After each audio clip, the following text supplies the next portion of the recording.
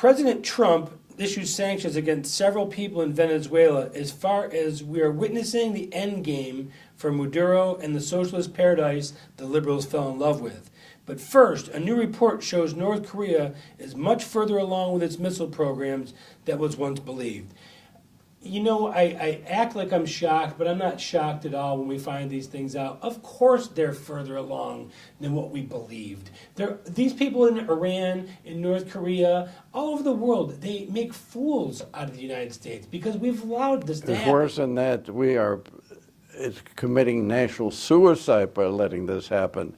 If Iran had done this openly, we would have been at war with them already. So they say there's Kim Jong-un looks like a freak. He can't be serious. So the big deal. So they're playing around.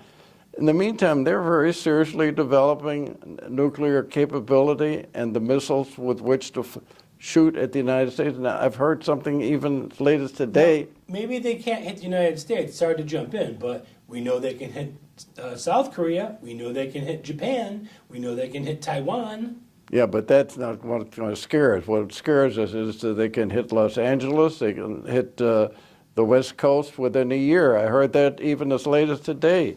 Somebody of great professional know-how and veracity has said that they're very much along.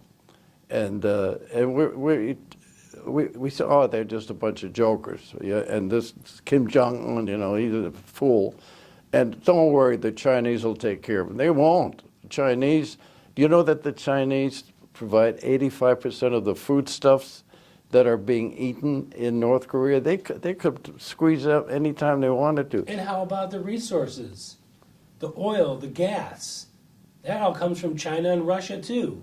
They both could squeeze North Korea out. Well, they could do it in 5 minutes, but they find it's the one thing to keep America off balance by using that as a scare tactic while they go ahead and do what they're going to do.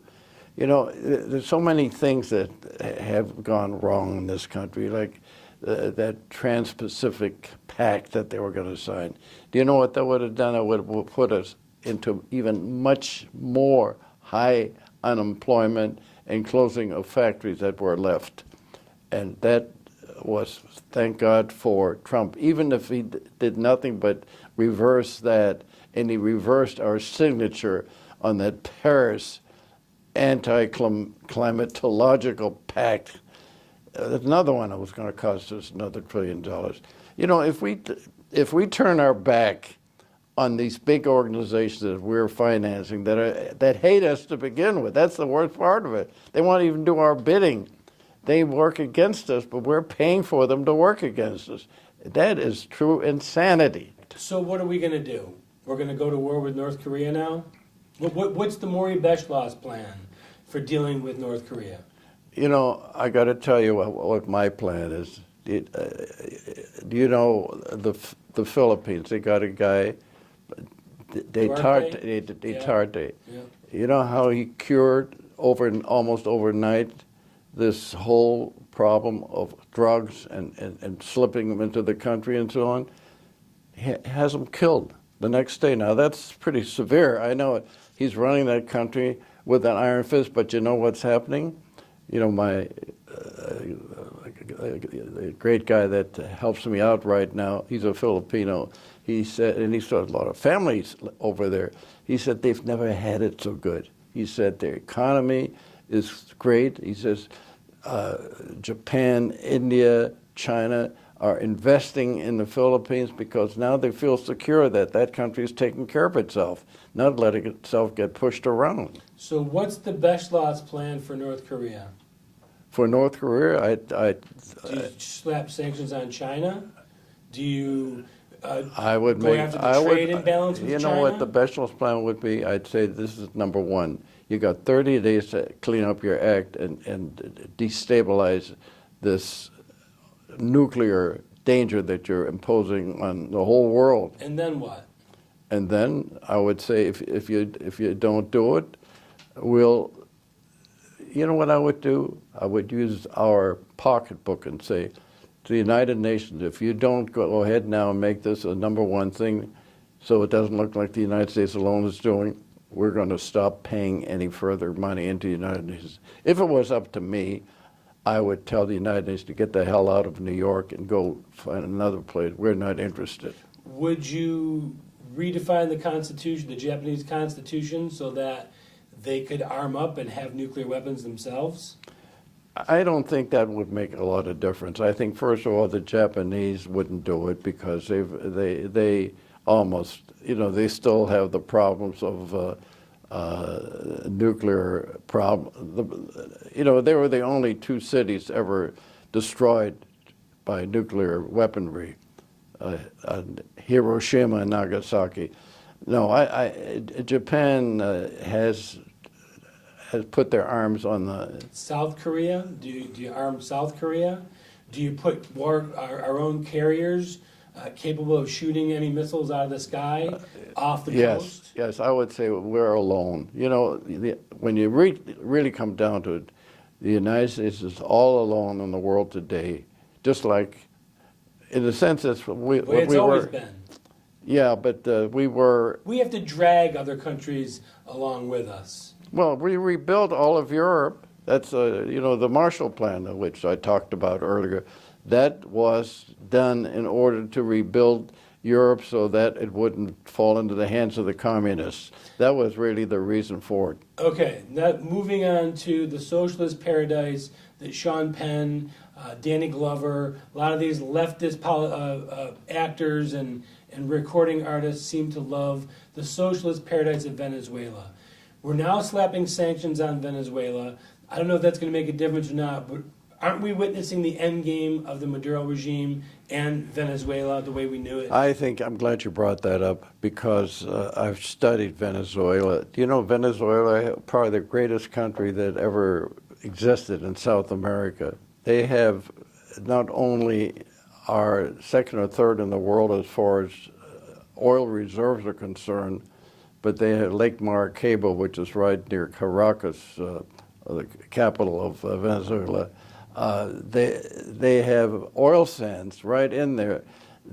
And do you know that they own Citgo, which is one of the huge refineries? They own 2 or 3 American refineries. Every time I watch a Red Sox game from Fenway, I see that Citgo sign, and I think about that. Yeah, well, but how many? Over the end. You see, but it all gets down to the fact that there aren't enough people of prominence and intelligence and logic that care anymore.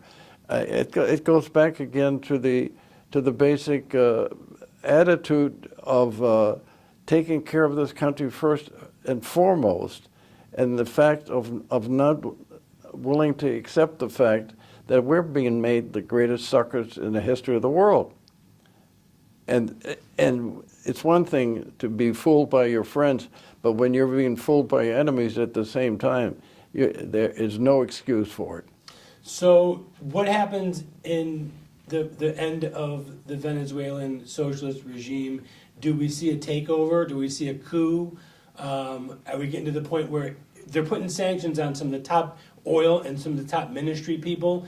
Does the defense now and the military see this as the end and start to come in, and maybe we'll see? I think they're going through a coup. You're going to see anarchy in that country. I don't know where it's heading. I think it's one of the greatest tragedies. They were at one time the richest country in Latin America. They had everything going for them. And they had a military guy who was the head of it. He was not a very pleasant kind of guy. But you know who the wealthiest individual in Venezuela is? Yeah, the widow of the former... Chavista. Yeah, that's right. Hugo Chavez is well, former... that's...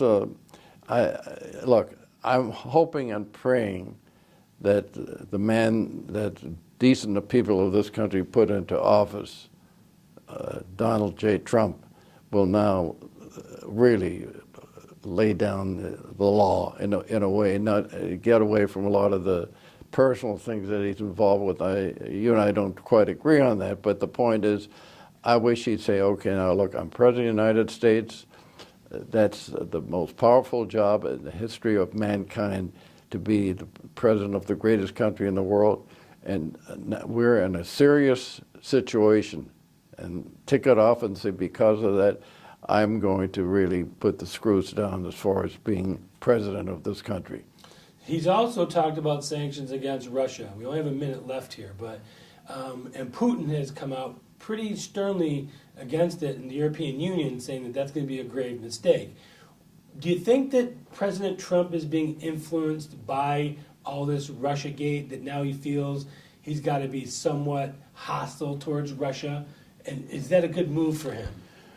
I don't think so. I give the guy leeway because, for God's sake, without him, Hillary would have won. If any of the moderate, quote-unquote, Republicans that have been up there, she'd have cut them into pieces, and the working class wouldn't have said, well, might as well vote for her, or we will stay away from the polls because they won't do anything for us. They saw in Trump, and they still do, A fighter. a fighter, a guy that's tough and that's not going to let them down.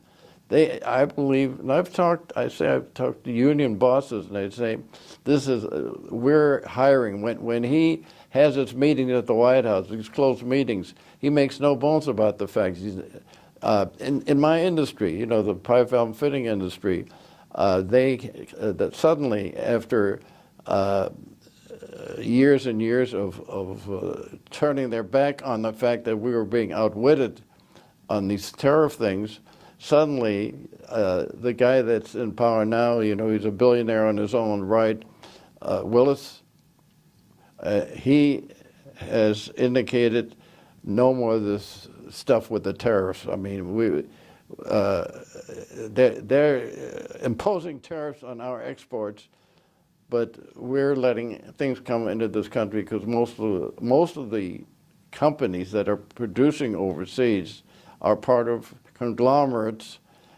which headquarters here in the United States, but they're keeping their money overseas, well in excess of $1.5 trillion.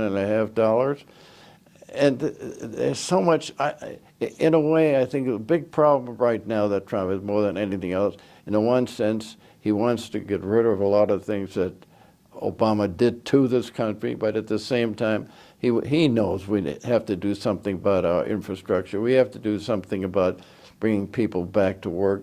We've got to do something. The one thing I take a very great pride in, I told you I have a very close friend who plays golf with him. He actually gets some of my columns, believe it or not. My friend sends it to him. He liked the idea of independent business rather than small business because, as he said, small business can be 4 people or 40,000 people. So now he's thinking about the guy who's breaking his back by being on the premises. The real American businesses are the ones that are held by the person that's running the business, not the investment groups. And a great man once said, the business of America is business. That's the business of America is business.